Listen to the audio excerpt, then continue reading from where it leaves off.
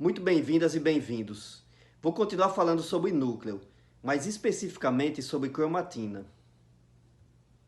O conjunto dos cromossomos, estruturas formadas por DNA e proteínas associadas, é chamado de cromatina. Na maioria dos núcleos durante a intérfase, cerca de 10% da cromatina está em uma forma altamente compactada e transcricionalmente inativa, chamada de heterocromatina. Ela aparece em coloração mais escura, está concentrada ao longo da periferia do envelope nuclear e está associada a regiões do cromossomo que contêm poucos genes, como os telômeros e os centrômeros. A maior parte da cromatina, no entanto, fica difusa e ocupa as regiões mais claras nas micrografias.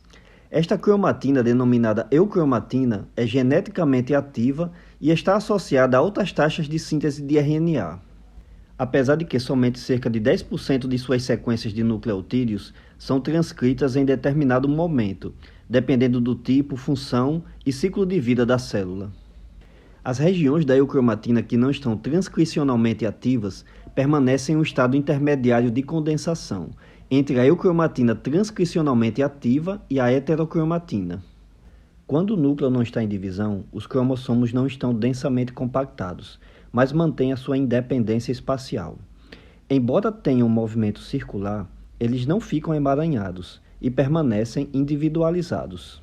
No vídeo passado eu comentei que durante a intérfase, ou seja, quando a célula não está em divisão, a cromatina fica ligada a um ou mais locais da membrana interna do envoltório nuclear, mantendo os cromossomos em locais específicos. A organização em locais específicos do núcleo provavelmente possibilita a regulação separada de cada cromossomo. Esta é uma foto de núcleos da gramínea modelo Brachypodium distachyon, que é esta aqui. A coloração diferente foi obtida por uma técnica denominada pintura de cromossomos, que consiste em usar sondas fluorescentes para cromossomos diferentes. O cromossomo 1 é visualizado em azul claro e o cromossomo 2 em rosa. Na foto à esquerda, ambas as cópias homólogas dos cromossomos 1 e 2 estão próximas, mas em locais diferentes do núcleo. Na foto à direita, os cromossomos homólogos não estão mais juntos, mas ainda ocupam regiões únicas e separadas do núcleo. Quase sempre, o comprimento linear das moléculas de DNA, em qualquer genoma vegetal, é milhões de vezes maior do que o diâmetro do núcleo. Assim, a informação genética precisa ficar compactada. Mas como ocorre a compactação da cromatina? A compactação ocorre com o auxílio das proteínas histonas.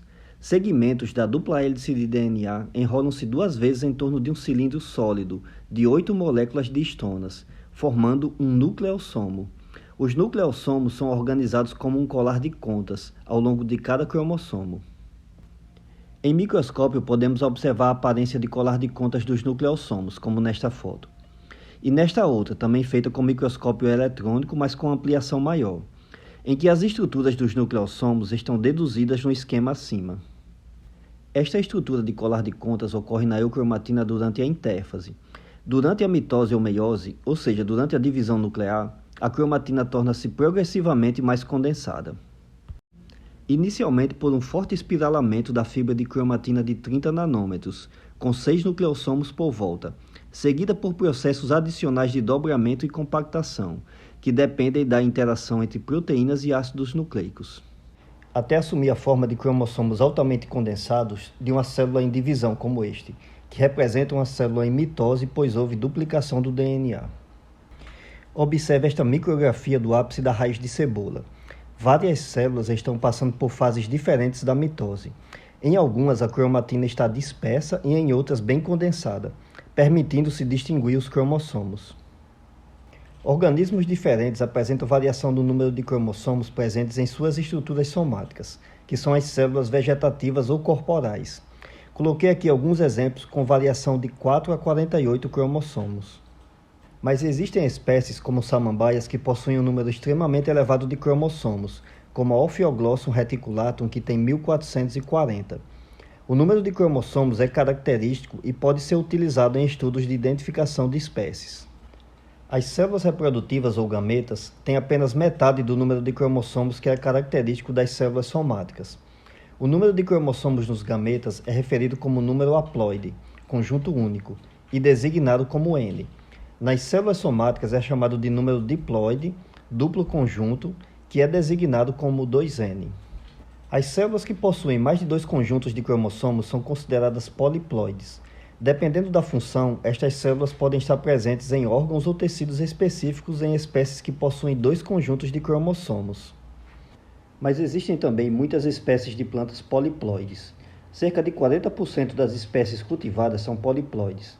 Eventos de aumento ou perda de apenas um ou mais cromossomos são comuns em plantas, assim como são em animais.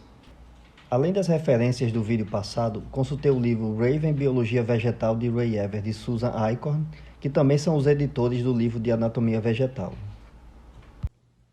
Muita gratidão por assistir. Na sequência, vou falar sobre nucléolos.